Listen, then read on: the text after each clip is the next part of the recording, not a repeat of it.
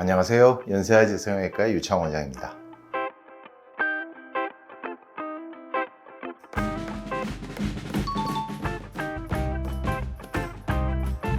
눈이 예쁜 사람들의 특징을 보면 크게 세 가지로 볼 수 있습니다. 첫 번째는 안화가 큰 눈, 그러니까 사실은 비율이에요. 좀 이따 또 설명하겠지만. 그 다음에 또렷해야 됩니다. 또렷한 게 이제 막 눈 희번뜩하게 막 눈동자 다 보이는 정도가 아니고 보통 위쪽 1, 2mm만 가릴 정도. 그 다음에 얇은 피부가 좋고요. 그래서 안화가 크다는 말은 얼굴 크기에 비해서 안화의 비율을 이야기하는 겁니다. 안화가 그렇게 크지 않더라도 얼굴이 작으면 눈이 크게 보이죠. 근데 저처럼 이제 얼굴이 큰 사람들은 눈이 좀 작아 보이는 경향이 있어요. 그래서 안화가 큰 게 비율이 좋아야 된다는 그게 의미가 있고요.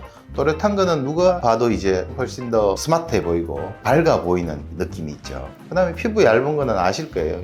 여기 두툼하면 뭔가 답답하고 좀 부담스럽고 그런데 푹 꺼지지 않을 정도의 약간 날씬함을 유지하면 눈이 훨씬 더 시원해 보이는 경향이 있습니다.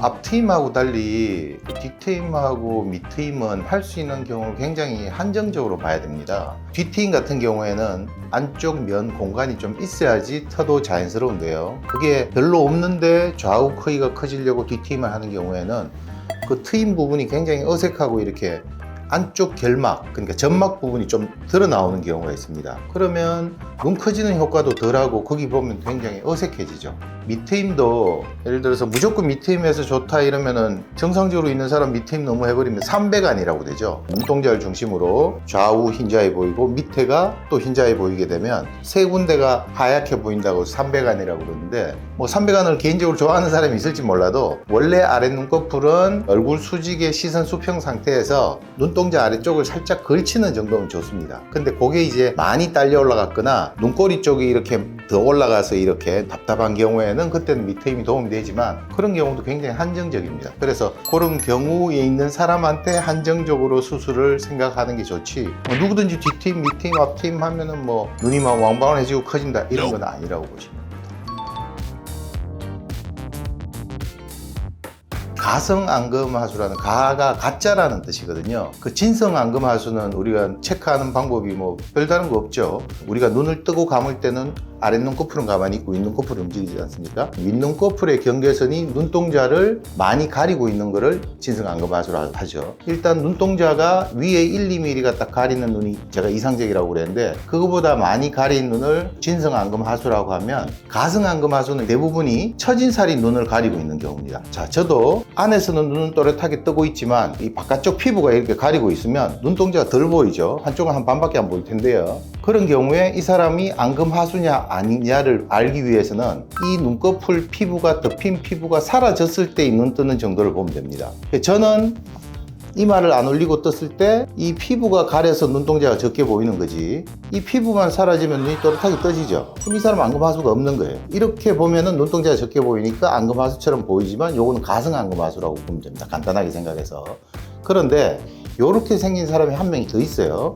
근데 이 사람은 이 처진살을 걷어 올려 보면 눈이 실제 졸린 눈입니다. 그러면 이 사람은 진성안검하수가 있는 거죠. 그러니까 가성안검하수는 이마를 안 올리고 떴을 때 눈동자가 적게 보이면 안검하수다라는 말을 틀리다는 거죠. 그때 처진 피부를 없다고 했을 때 가성안검하수냐를 나누는 기준이 되고요. 또 한 가지 오해를 많이 하시는 부분이 있는데 인터넷이나 이 모바일에서 이렇게 검색을 하다 보면 내가 눈 뜰 때 이마를 많이 올리니까 안검하수다 이렇게 알고 계시는 분이 계세요. 그것도 사실은 살짝 틀린 말입니다. 이마를 올리는 원인은 크게 두 가지가 있죠. 처진살이 덮여서 이마를 올리는 사람이 있고요. 처진살이 없어도 졸린 눈이라서 사진 찍거나 거울 볼 때 크게 뜨려면 이마 올리는 사람이 있죠. 그래서 이마를 올리는 것 자체가 안검하수에 결정하는 진단하는 기준이 될 수는 없습니다. 저도 평소에 사람 만나거나 사진 찍을 때는 이렇게 이마를 올리고 지내죠. 저도 나이가 있어졌으니까. 근데 이마를 올린다고 해서 저는 진성안검하수가 있어서 이마를 올리는 게 아니라 처진 살 때문에 올리는 거예요.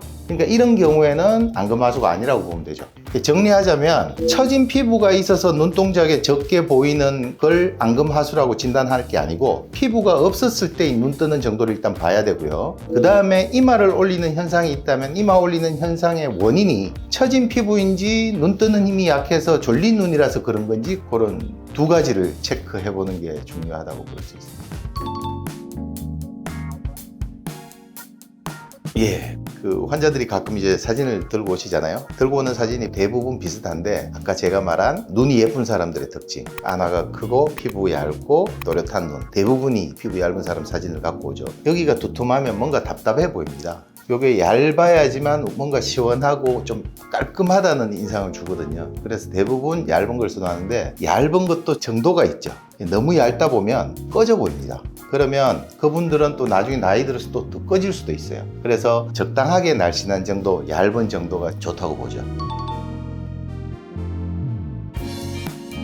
그게 이제 두툼하게 되는 원인이 안화지방이라고 그러거든요. 그게 두꺼운 사람이 있고 지방은 별로 없는데 바깥쪽 연부 조직이 두꺼운 사람이 있어요. 연부 조직은 피부 바로 밑에 있는 지방, 근육 그걸 이야기하거든요. 지방 빼서 얇아지는 사람은 이제 더 이상 할 거 없겠죠. 지방이 별로 없거나 빼도 이게 두꺼워 보일 사람은 미리 우리가 그걸 판단해서 여기 있는 연부 조직도 조금 줄입니다. 수술하는 방향 중에서. 그래서 라인이 생겼을 때 라인 위에 있는 피부가 그렇게 두껍지 않게끔 보이도록 하는 효과를 노려요.